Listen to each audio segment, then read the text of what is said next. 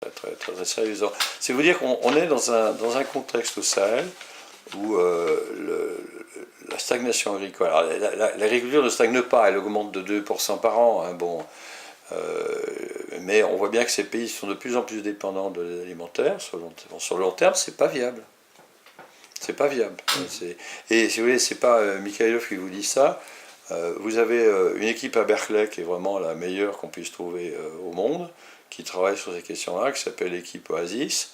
Et au départ, c'était des médecins, des spécialistes de la médecine tropicale et des problèmes justement de régulation des naissances. Bon.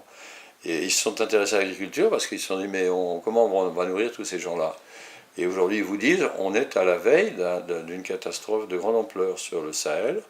À la veille, c'est-à-dire sur 20 ans, 25 ans. On sait bien de toute façon à 30 ans, on ne voit pas comment ça peut tourner. Et que la seule façon d'éviter ça, c'est quand même d'investir massivement dans le domaine agricole.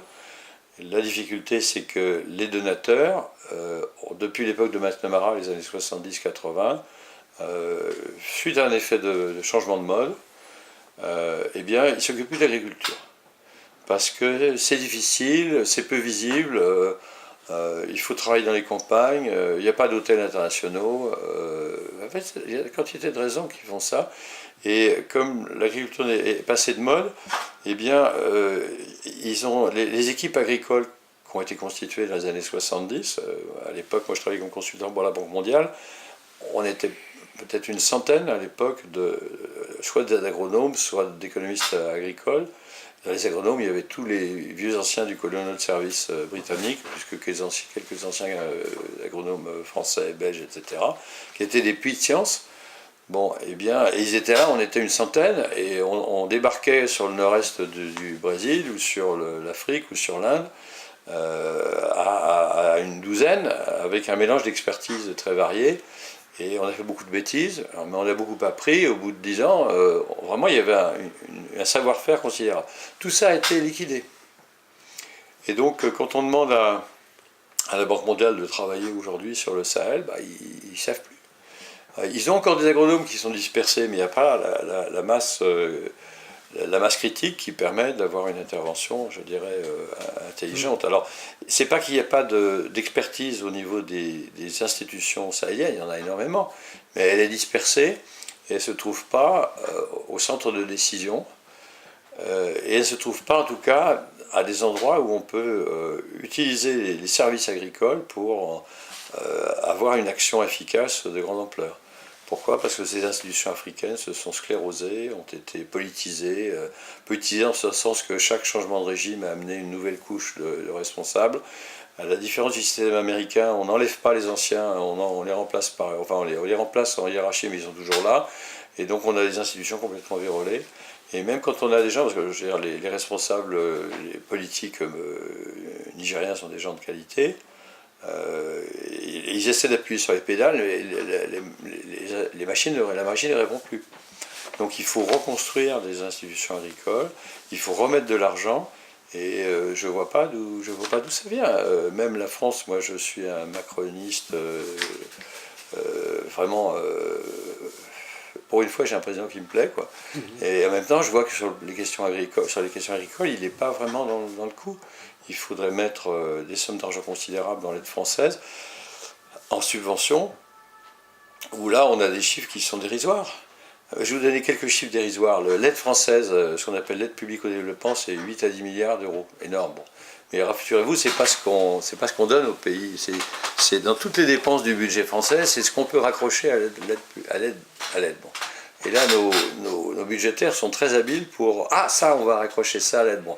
Il y a les Chinois qui viennent se former en France, ça coûte tant, alors ça fait partie de l'aide. Donc la Chine est un des grands bénéficiaires de l'aide française. Bon, on est dans des schémas totalement délirants. Bon, la véritable aide française, c'est 2,3 milliards d'euros. Bon, ça, c'est de l'argent. Bon. Et sur ces 2,3 milliards d'euros, combien va au Sahel? Quand vous prenez les pays du G5, là, c'est 80 millions. Bon, donc c'est dérisoire. Donc avec ces 80 millions, vous divisez ça par 5, ça fait des montants qui sont trop petits pour faire quoi que ce soit. C'est quand même des pays qui ont des PIB de 10 milliards de dollars. Bon. Et vous arrivez à vos 12 millions d'euros, vous pouvez faire un groupe scolaire, et puis bravo, l'ambassadeur il vient, il coupe un ruban, il y a la télé, tout le monde est content. Mais ça, c'est une aide qui ne sert à rien. Votre frère est très sévère vis-à-vis de l'aide française, parce qu'il ne voit que ça. Mais je veux dire, l'aide, c'est pas que ça. Cette aide-là, autant l'arrêter, ça ne sert à rien. L'aide telle que je l'ai pratiquée dans d'autres circonstances, dans d'autres pays, non. C'est travailler à aider ces pays à reconstruire ou à construire des institutions qui fonctionnent, et c'est mettre des volumes financiers qui permettent de faire des choses qui sont sérieuses. Alors, encore un chiffre, je suis désolé de vous abrutir avec ça. Vous savez, il y a eu une réunion des bailleurs de fonds du Mali qui a été organisée à Paris en octobre 2015, qui a été confiée. Bon, l'organisation, ce genre de choses, on va chercher un énarque du Quai d'Orsay qui va vous organiser ça, que j'ai vu avant, que j'ai vu après, qui m'a dit Serge, t'as vu, c'est formidable, 3,4 milliards d'euros de promesses de financement, c'est extraordinaire et tout. Alors d'abord, c'est des promesses, hein, qui n'engagent que ceux qui les font. Bon, avec ceux qui les écoutent en tout cas. Mais toujours est-il qu'il y a un prof de Sciences Po que je connais bien, qui s'appelle Joseph Brunet-Jailly, qui est spécialiste du Mali, qui a fait le travail que je m'apprêtais à faire. Ça m'a évité de le faire. C'est-à-dire, on prend les 3,4 milliards d'euros de promesses et on regarde à quoi ça va servir. Bon. Et puis, combien va l'agriculture? Devinez. 3,7%. Bon, c'est ridicule. Quand on a un pays qui est à 80% rural comme le Mali, et si on veut avoir un impact, quoi que ce soit, sur l'alimentation, sur l'emploi, etc., il fallait mettre la moitié sur l'agriculture, pas 3,7%. Or, ce chiffre, c'est un chiffre qui est analogue à celui que j'ai trouvé sur le montant de l'aide internationale qui a été mise en Afghanistan de 2002 à 2007. C'est la seule période pendant laquelle on pouvait faire du travail utile en Afghanistan en matière d'aide. Après, c'est le bazar, c'est le foutoir. Et moi, j'avais trouvé 3,4% sur cette période-là. Vous voyez, on est sur...